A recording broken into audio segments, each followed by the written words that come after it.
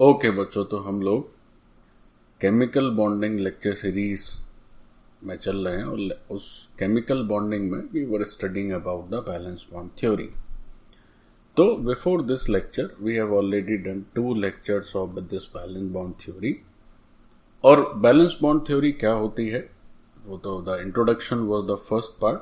फिर second part में हमने देखा, आपको याद होगा कि वो इन फेज और out of the phase overlapping, इन सबका क्या मतलब है, जीरो ओवरलैपिंग का इसका क्या मतलब है, नेगेटिव पॉजिटिव ओवरलैपिंग, ये सब हमने, that was the second part of the valence bond theory.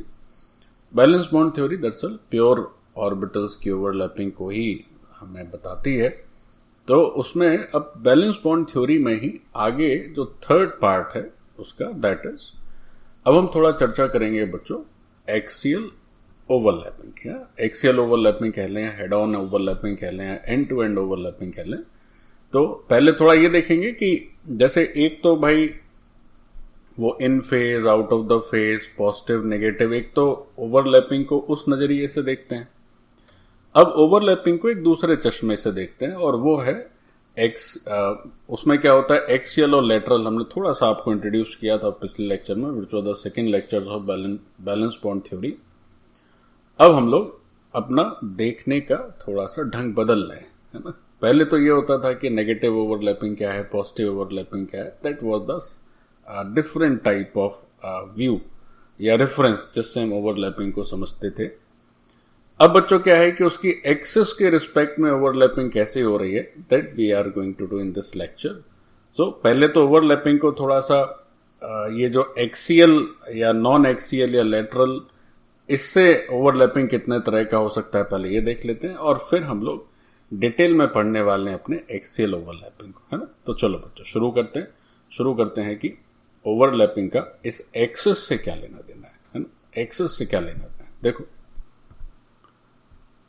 तो ये बच्चों जो एटॉमिक ऑर्बिटल्स की ओवरलैपिंग है, ये ब्रॉडली 2 हिस्सों में हम लोग इसकी पढ़ाई करते हैं। जो एटॉमिक ऑर्बिटल ओवरलैपिंग। तो ये जो एटॉमिक ऑर्बिटल ओवरलैपिंग है, this is mainly of 2 types. तो वो 2 टाइप्स कौन कौन से, तो हम थोड़ा सा ब्रांच आउट करके लिखते हैं 2 हिस्सों को। पिछले लेक्चर में थोड़ा सा बेसिक्स इसके बारे में समझे थे कि 2 तरह की होती है एटॉमिक ऑर्बिटल ओवरलैपिंग। एक पढ़े थे हेड ऑन और दूसरा हम लोगों ने देखा था बच्चों लेटरल। वही 2 बातें हैं यहां पर। तो ये जो एटॉमिक ऑर्बिटल ओवरलैपिंग है, so first is axial overlapping. First is axial overlapping. अब इस एक्सियल ओवरलैपिंग का एक और दूसरा नाम भी है बच्चों, which is called as head on overlapping. This is head on overlapping. Head on का मतलब हो गया कि सर से सर को लड़ा दिया जाए। हेड ऑन ओवरलैपिंग का मतलब क्या हुआ कि ऑर्बिटल्स के सर के एक के सर को दूसरे के सर से लड़ा देना ही हेड ऑन ओवरलैपिंग है, ठीक। अच्छा, जो दूसरा ओवरलैपिंग है बच्चों, दैट इज साइडवेज ओवरलैपिंग। इसके 3 डिफरेंट हम लोग इसको नाम से बुला सकते हैं। फर्स्ट इज, ये तो बहुत ही चलता हुआ नेम है, साइडवेज ओवरलैपिंग। इसी को बच्चों you can call as lateral overlapping. This is the lateral overlapping. और इसी को एक तीसरे नाम से भी पुकारा जा सकता है, which is called as parallel overlapping. Which is parallel overlapping. चलिए, so this is the first part, axial overlapping. और एक्सियल ओवरलैपिंग कहिए या आप उसको हेड ऑन ओवरलैपिंग कहिए, एक ही बात है। अब हमें बस करना यही है इस लेक्चर में कि इन दोनों ही किस्म की जो ओवरलैपिंग है उनको थोड़ा सा विस्तार में चर्चा करेंगे कि अगर साइडवेज ओवरलैपिंग है तो किस तरह से होता है, और हेड ऑन ओवरलैपिंग है तो वो ओवरलैपिंग किस तरह से होती है. So let's see. तो शुरुआत करते हैं बच्चों हम लोग अपने एक्सियल ओवरलैपिंग से या हेड ऑन ओवरलैपिंग से. After finishing this we will move to the second part which is sideways overlapping. Okay बच्चों, तो पहला जो पार्ट है दैट इज एक्सियल और you can say head on overlapping. Head on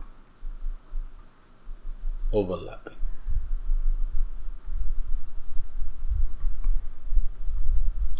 तो पहले तो इसका जो बेसिक है वो समझ लेते हैं, फिर ये भी अलग अलग तरह से होती है तो उन सारे तरीकों को समझेंगे. इसमें होता क्या है बच्चों की, नाम से ही समझ में आ रहा है एक्सियल या हेड ऑन, तो इसका मतलब हुआ कि जो इंटर न्यूक्लियर एक्सेस होता है उसके अलोंग, यानी सर से सर को लड़ा दिया जाए या सर से सर का ओवरलैप करा दिया जाए, वो हो जाता है तुम्हारा एक्सियल ओवरलैपिंग. थोड़ा सा डेफिनेशन शुरुआत में थोड़ा आपको लगेगा क्लिष्ट है, जब हम धीमे धीमे इसके अलग अलग वेरिएंट करेंगे तब it will be very easy for you. तो इसका मतलब ये हो गया कि यहां पर जो ओवरलैपिंग है, अच्छा एक नाम इसका और भी हो जाता है, पीछे मैंने नहीं बताया, मैं भूल गया. एक्सियल या हेड ऑन ओवरलैपिंग का एक और भी दूसरा नाम है. दो तो ये हो गए, एक थर्ड नेम और भी है which is called end to end overlapping. End to end overlapping. Okay,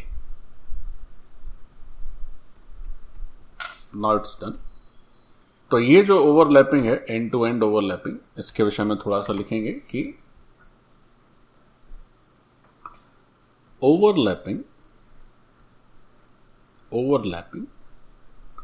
of atomic orbitals, या पूरा और प्रिसाइसली लिखना चाहें तो overlapping of two half filled, है ना, half filled atomic orbitals.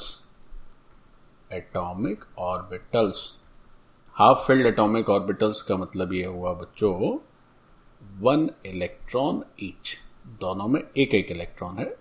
Atomic orbitals overlapping of two half filled atomic orbitals, एक दूसरे एटम का और एक सामने वाले एटम का. ठीक है, तो इस बात को भी लिखें, 1 इलेक्ट्रॉन ईच और 2 हाफ फिल्ड एटॉमिक ऑर्बिटल्स. तो ये अंडरस्टूड है कि दो अलग अलग एटम के एटॉमिक ऑर्बिटल्स रहे होंगे, तभी तो ओवरलैपिंग की बात चल रही है. एक ही एटम के एटॉमिक ऑर्बिटल्स कभी ओवरलैप नहीं करते. Okay, so atomic or overlapping of two half-filled atomic orbitals along internuclear axis. Very important term, internuclear axis. This is also abbreviated as INA. तो अगर ओवरलैपिंग हो एटॉमिक ऑर्बिटल्स की internuclear axis के along, then this type of overlapping is axial और head on overlapping. Axial और head on overlapping. और बच्चों इस तरह की जब ओवरलैपिंग होती है तो जो बॉन्ड बनते हैं, यानी एंड टू एंड ओवरलैपिंग से जो बॉन्ड बनते हैं, these bonds are sigma bond. तो इसमें जो दूसरी बात हमें याद रखनी है, that is what, second point for this end to end overlapping is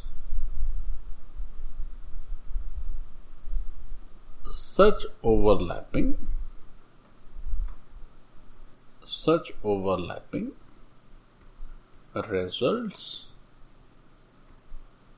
इससे क्या परिणाम निकलता है, हमें मिलते हैं बच्चों सिग्मा बॉन्ड.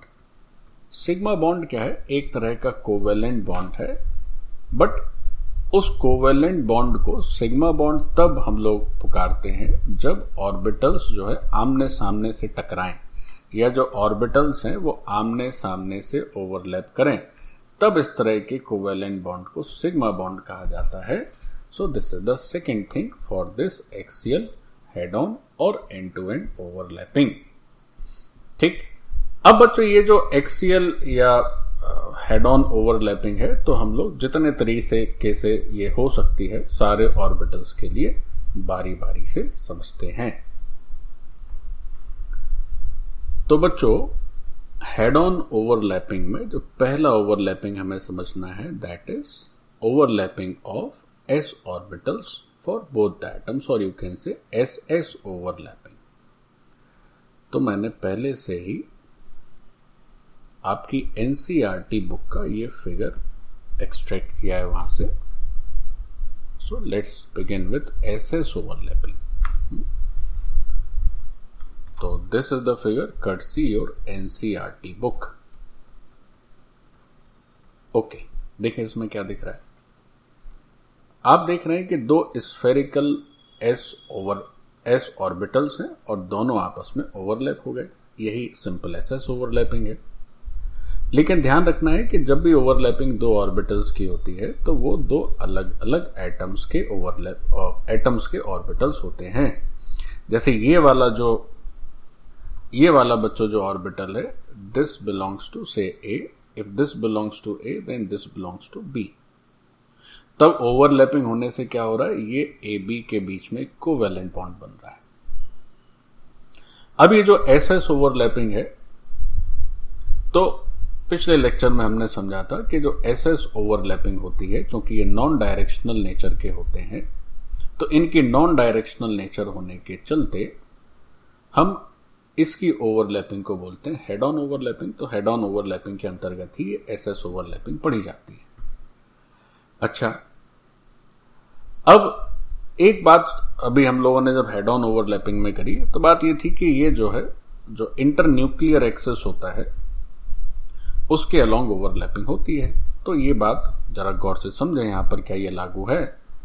तो अगर हम यहां पर एक एक्सिस ड्रॉ कर दें, यहां पर बच्चों अगर एक एक्सिस ड्रॉ कर दें, तो लेट्स से कर देते हैं कि ठीक है, सबका एक्सिस अलग अलग बना देते हैं। इसका ये एक्सिस हो गया, इसका ये एक्सिस हो गया, और इस पूरे मॉलिक्यूल का ये एक्सिस हो गया।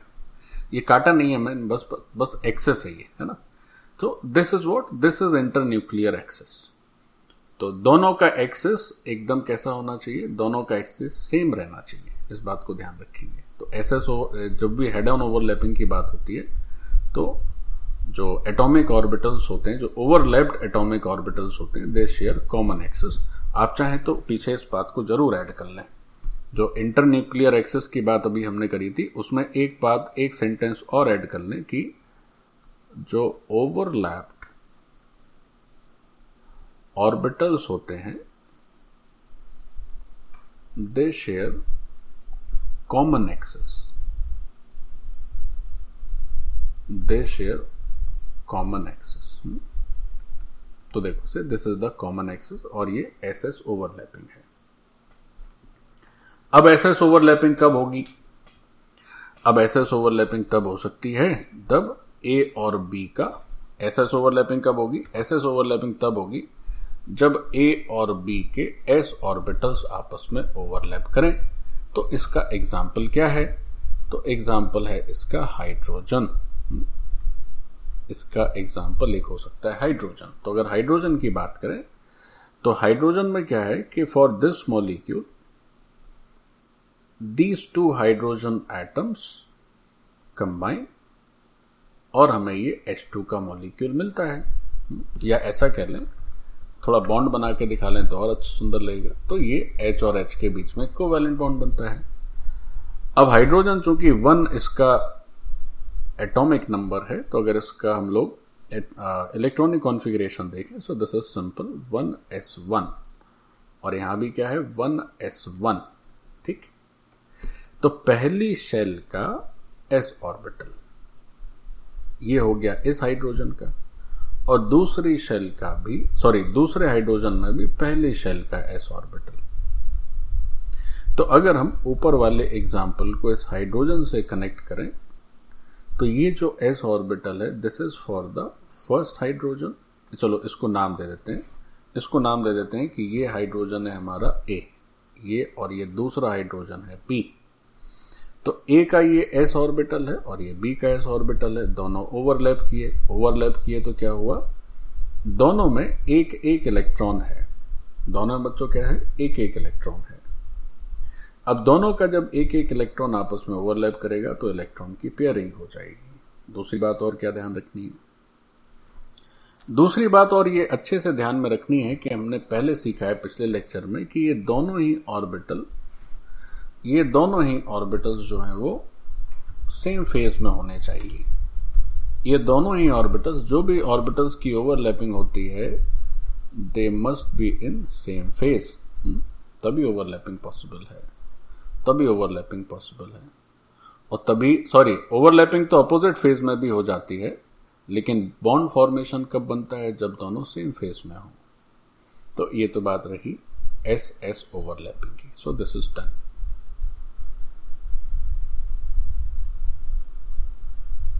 अच्छा, और ये जो बॉन्ड बना, चूंकि हम लोग पहले ही पढ़ चुके हैं कि हम लोग पढ़ रहे हैं हेड ऑन ओवरलैपिंग, तो ये जो कोवेलेंट बॉन्ड बन रहा है प्यारे बच्चों, ये कोवेलेंट बॉन्ड है आपका सिग्मा बॉन्ड। इस कोवेलेंट बॉन्ड को हम लोग क्या नाम देंगे? Sigma bond. So now it is fine.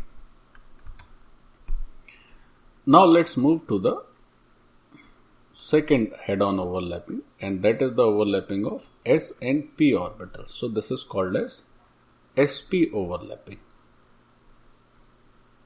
This is called as sp overlapping. तो ये sp overlapping क्या होती है? समझो जरा गौर से।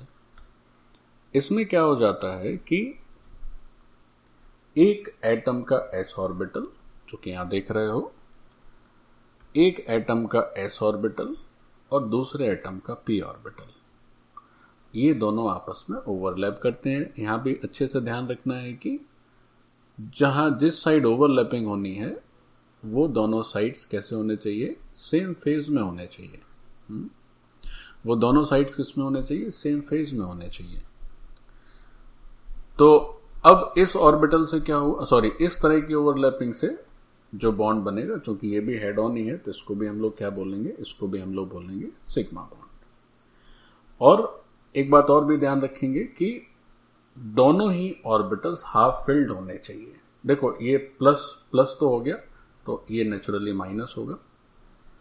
इसको हम आपको इलेक्ट्रॉन के संदर्भ में भी सिखाते हैं, इलेक्ट्रॉन से भी समझ लीजिए।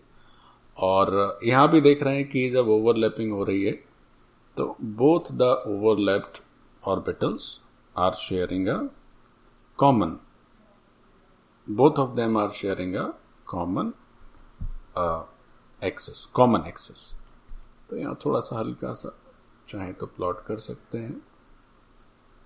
Okay, so this is your common axis for both. Done. अब जैसे इसको हम लोग थोड़ा सा इलेक्ट्रॉन्स के संदर्भ में भी समझ लें तो बहुत बढ़िया रहे। तो ऐसा कोई आप मॉलिक्यूल सोचें जिसमें कि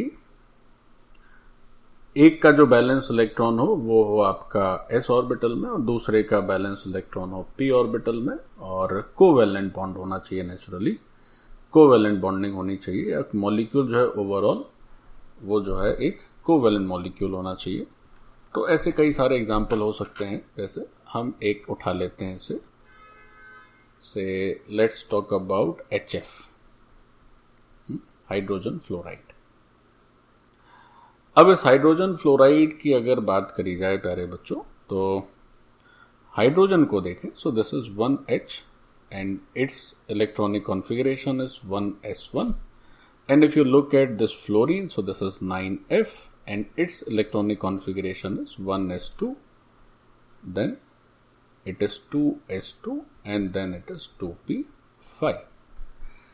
तो अगर हम लोग इसके s ऑर्बिटल में अगर इलेक्ट्रॉन को ड्रॉ करें तो हम लोग को जिस तरह से ड्रॉ करेंगे, यहाँ जो इलेक्ट्रॉन है, let's say this is a single unpaired electron, और इसका जो सेकेंड शेल है हम लोग केवल उसी की बात कर रहे हैं।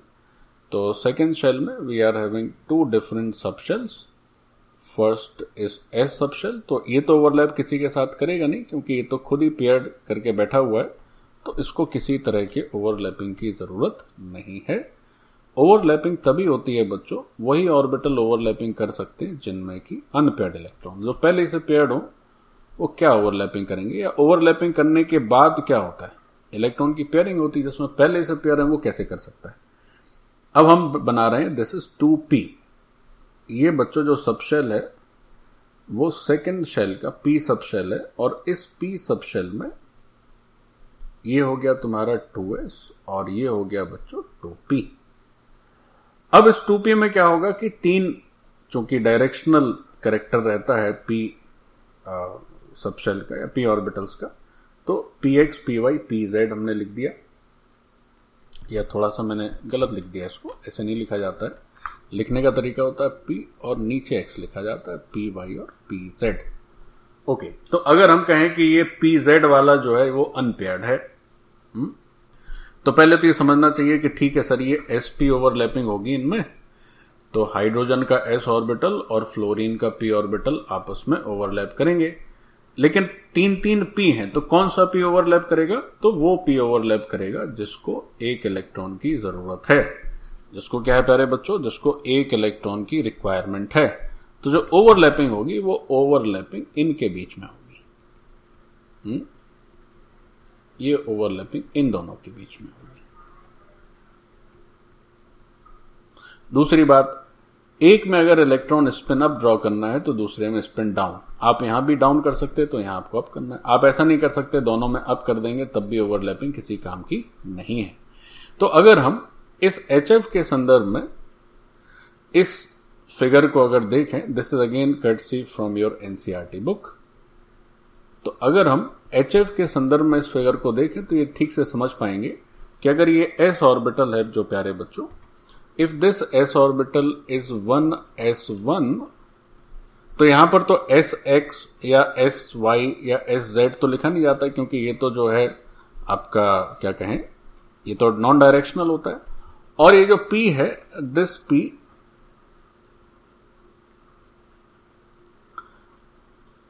p is actually your pz, this is your pz, ये pz है बच्चों।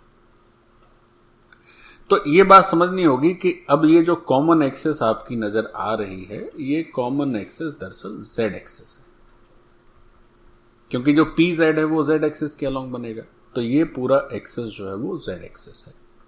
अगर यहां पर आप इलेक्ट्रॉन को से अनपेयर्ड इलेक्ट्रॉन अगर आप px में एज्यूम करके चलेंगे, then this would be x axis. तो जो कॉमन एक्सेस होगी वो इस डायरेक्शनल ऑर्बिटल की ही कॉमन एक्सेस होगी, नेचुरल सी बात है। और फिर से ये जो HF के बीच में जो बॉन्ड दिख रहा है बच्चों, this bond, this is what, this is your again sigma bond.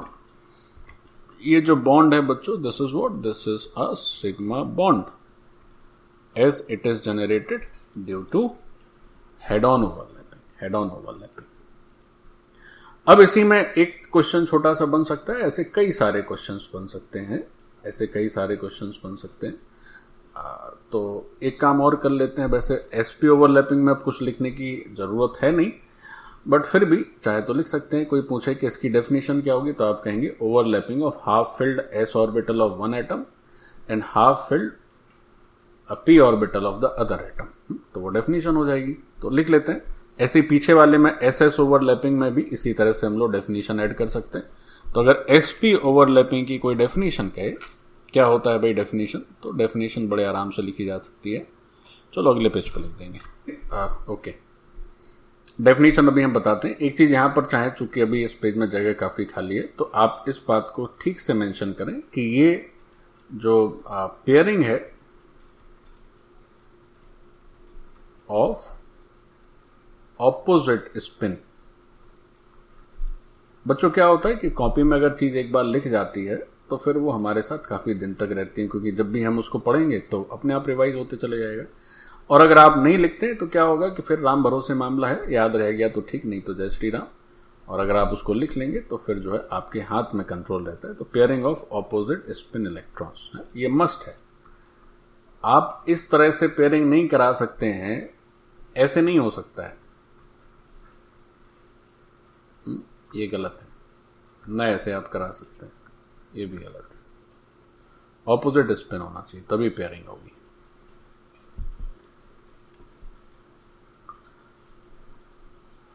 तो ये sp ओवरलैपिंग है, लेकिन HF में ये कौन सी ओवरलैपिंग होगी? HF के केस में बच्चों ये ओवरलैपिंग होगी 1s and 2p, 1s and 2p। Overlapping, क्योंकि ये दूसरा P है और ये जो है पहला S है. सो this is what, this is 1s 2p overlapping. और अगर कहें तो 1s और 2p Z overlapping. But Z लिखना अप्रोप्रिएट नहीं होगा क्योंकि यहां पर X भी हो सकता है, Y भी हो सकता है. वो तो इस बात पर निर्भर करेगा कि तुम्हारा अनपेयर्ड इलेक्ट्रॉन किस ऑर्बिटल में मौजूद है. ओके. तो अगर कोई पूछे कि भैया इसकी डेफिनेशन बता दो, तो डेफिनेशन में कुछ नहीं, एक लाइन में आप बता सकते हैं that this is what, this is overlapping of half filled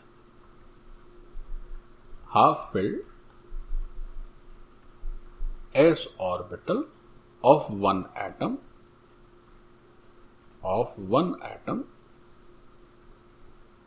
and half filled p orbital of other atom of the other atom. तो ये हो गई प्यारे बच्चों आपकी डेफिनेशन. ये हो गई डेफिनेशन की sp ओवरलैपिंग का मतलब क्या है. तो कुछ ऐसा था नहीं इसमें, लेकिन फिर भी कभी अगर मान लीजिए कहीं पूछ दिया गया तो आप वर्ड्स में उसको टेक्निकली ठीक आंसर कर सकते हैं.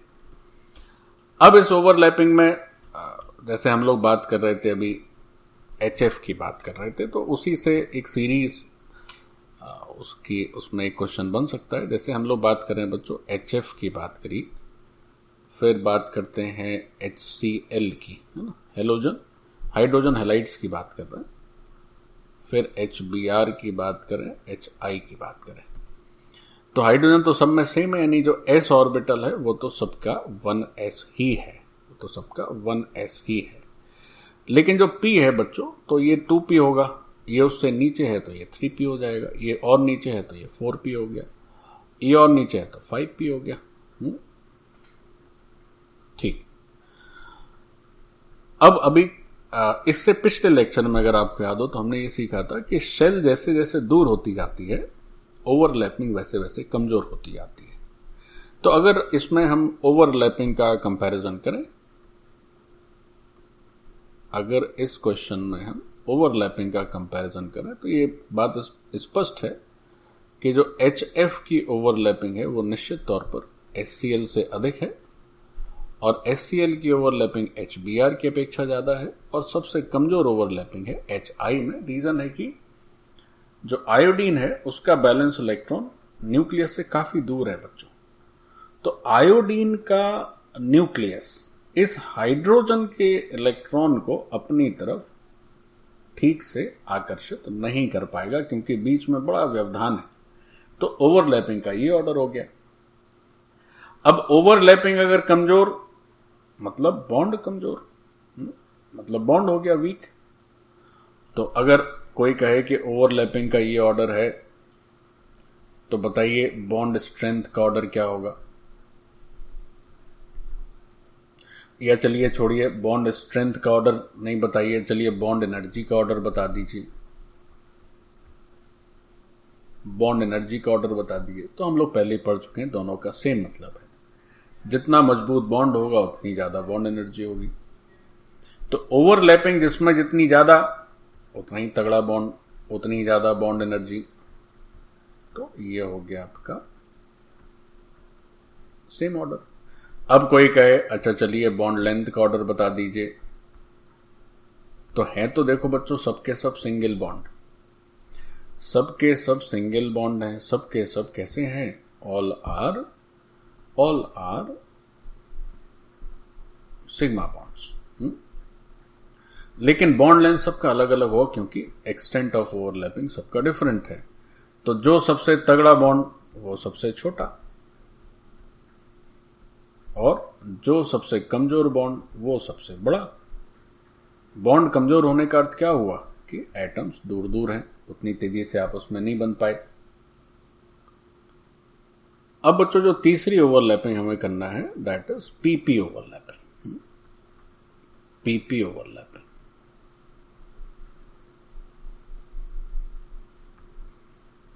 तो हेड ऑन में this is the third which is PP overlapping. अब अगर PP overlapping को देखो तो अगेन बहुत इजी, इसकी कोई डेफिनेशन लिखना चाहे तो क्या लिखी जाएगी डेफिनेशन? इसकी डेफिनेशन लिखी जाएगी that overlapping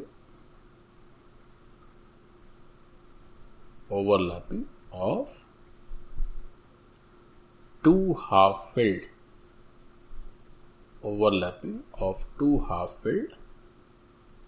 p orbitals of two different atoms. होगी डेफिनेशन. अब फिर से क्या क्या बातें ध्यान रखने योग्य हैं? ध्यान रखने योग्य यही बातें हैं छोटी छोटी कि अगेन अब ओवरलैपिंग हो रही है तो जिस साइड ओवरलैपिंग हो रही है मतलब वो इन फेज होना चाहिए. इन फेज ही ओवरलैपिंग होती है, तभी क्या होता है? बॉन्ड फॉर्मेशन होता है. मतलब both of them must be either positive और नेगेटिव. ये जरूरी नहीं कि दोनों साइड नेगेटिव हो, और ये भी ध्यान रखना है कि ये जो नेगेटिव पॉजिटिव ये चार्ज नहीं, ये फेस को रिप्रेजेंट करता है. चूंकि हेड ऑन है तो फिर से आप देख रहे हैं कि दोनों जो p ऑर्बिटल्स आपस में ओवरलैप कर रहे हैं, इन दोनों ही p ऑर्बिटल्स का जो क्या कहते हैं जो एक्सिस है that is again common. Now they are sharing a common axis. So this is a common axis. ठीक. और ये जो बॉन्ड बन रहा है वो बॉन्ड भी क्या है? सिग्मा बॉन्ड है. जैसे इसका भी एग्जांपल, जैसे भी हम लोग हाइड्रोजन फ्लोरीन की बात कर रहे थे, अब आप एग्जांपल अगर देखना चाहें तो आप F2 का एग्जांपल देख सकते हैं. तो F2 में क्या हो जाता है? PP ओवरलैपिंग का मतलब यह हुआ कि जो बैलेंस इलेक्ट्रॉन हो वो दोनों का ही p ऑर्बिटल में पाया जाना चाहिए. तो अगर हम F2 की बात करें तो F2 का मतलब हो गया 9F, और 9F है तो ये हो जाएगा 1s2, फिर ये हो गया 2s2 और 2p5, जैसे कि अभी किए थे थोड़ी देर पहले. तो इसका जो बैलेंस शेल है उस बैलेंस शेल की गतिविधि को अगर हम देखें तो बैलेंस शेल में जो s है वो तो ऑलरेडी पेयर्ड है, तो इसके पेयर की कोई जरूरत नहीं है. हाँ, अब बात करते हैं अगर हम लोग किसकी, अब बात करी जाए p की. तो जो p सब शेल है उस p सब शेल में दूसरे शेल का जो p सब शेल है, in that p sub shell we are having 3 orbitals, and out of those 3 only 2 are paired and 1 is unpaired. ठीक. तो जैसे हमने लिखा कि भाई ये है तुम्हारा px, ये है py और ये है pz, और ये ओवरऑल हो गया से 2p. ठीक. अब दो हैं, दोनों एक ही जैसे हैं, तो दूसरा भी 9f है तो उसमें भी सेम कॉन्फ़िगरेशन. अब उसमें देखो फर्क क्या हो जाएगा. कॉन्फ़िगरेशन मैं दोबारा नहीं लिख रहा हूं, उसमें फर्क ये है कि जो 2s है दूसरे वाले फ्लोरीन का, उसमें भी पेयर्ड इलेक्ट्रॉन है ऑलरेडी. हाँ, दूसरे वाले फ्लोरीन का जो p है अगर इन दोनों को मिलकर एक बॉन्ड बनाना है तो एक छोटा सा फर्क होगा. क्या फर्क होगा? देखो क्या फर्क होगा. फर्क ये होगा कि px में कोई फर्क नहीं, pz में भी कोई चेंज नहीं. अब जो py में कोई चेंज नहीं, लेकिन pz का जो अनपेयर्ड इलेक्ट्रॉन होगा उसका स्पिन ऑपोजिट होना चाहिए, तभी इनके बीच में बॉन्डिंग हो सकती है. तो अब ये जो PP ओवरलैपिंग आप देख रहे हो प्यारे बच्चों, अगर इसको थोड़ा सा और प्रिसाइसली बोला जाए, सो व्हाट इज दिस. अगर हम इस PP ओवरलैपिंग को F2 के संदर्भ में कहें तो F2 के संदर्भ में ये जो PP ओवरलैपिंग है ये एकदम अगर प्रिसाइसली लिखें तो दिस इज 2pz और 2pz ओवरलैपिंग है. कोई इसको 2px भी लिख सकता है, कोई इसको 2py भी लिख सकता है. ठीक. तो ये जो कॉमन एक्सेस है, again that common axis is z axis. आप इसको x एक्सेस लिखेंगे कोई दिक्कत नहीं. x एक्सेस लिखेंगे अगर तो क्या करना होगा, आपको py और pz के इलेक्ट्रॉन्स को पेयर कर देना होगा, और दोनों का जो पी एक्स है उसको क्या कर देना होगा, अनपेयर्ड कर देना होगा, और अनपेयर्ड के साथ साथ आपको स्पिन भी ऑपोजिट कर देने होंगे। तो यहां पर चूंकि इस एग्जांपल में हमने pz को अनपेयर्ड दिखाया है, सो this is pz 2pz overlapping, या थोड़ा कम डिटेल कहें तो 2p ओवरलैपिंग भी कह सकते हैं, 2p ओवरलैपिंग। और कम डिटेल्स देना चाहें तो केवल pp ओवरलैपिंग भी कह सकते हैं, ऐसा कि लिखा हुआ है। तो everything is correct. So this is the third which is pp overlapping. अब बच्चों एस समझ लिए, SP समझ लिए, PP समझ लिए, अब S मतलब अब PD ओवरलैपिंग भी होता है, और फिर कोई F की भी ओवरलैपिंग हो सकती है, लेकिन अब उतना ज्यादा उसका कोई मतलब नहीं, हमें यही समझना था कि ओवरलैपिंग कैसे होती है, तो इतने से ही अपना काम चल जाता है, और हमारे काम का बस इतना ही है, और इससे ज्यादा की आवश्यकता फिर आपको नहीं पड़ेगी। हाँ, जब हम लोग लेटरल करेंगे तो लेटरल में हम लोग PD ओवरलैपिंग पढ़ लेंगे। डन।